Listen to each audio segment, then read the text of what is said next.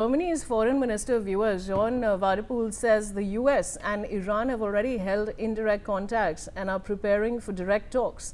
Speaking to Deutschlandfunk Radio, Wadephul said preparations are underway for a meeting between representatives from both sides, expected to take place soon in Pakistan. You know, Mr. Tejawat, when I was initially looking at this, Pakistan was supposed to be a location really that they were using. Now it's putting itself out as an intermediary. Now the fact that we're talking about a terror nation which has suddenly become an intermediary here, what are your comments on that? The first upon the country only who has a capacity to bound both the parties to follow the conditions and what the talks is going. So Pakistan is not having that capacity to bound the United States and Iran to follow the conditions and what the agreement they are going for. So I think Pakistan is just providing a platform where both the country can go for the communication and the dialogue.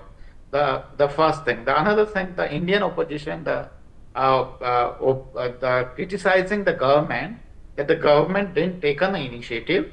Otherwise, India could go for the mediation between both the countries. But I found that if the India could do the same thing, then probably India might lose all the benefit what we are expected to get from the Israel, especially the Iron Beam, which is comparatively more cheaper than the S-400, and we can destroy the Pakistani drones. Which are not very much costly, so we need to sometime to destroy these drones. We need to fire more expensive missiles. So India is willing to go for that. So I suppose that if the Pakistan is doing the mediation, that it has a consequences. But of course, in these days, the Pakistan is very active, and if we see, then the Pakistan, Turkey, and many other countries are presenting themselves that they have a capacity to go for the mediation. In other hand, the Pakistan is having a treaty with Saudi Arabia, and Saudi Arabia is not willing to go for the ceasefire with Iran. The reason is that the Saudi Arabia thinks that if the Iran will dominate the region, then it's an uncomfortable situation for them.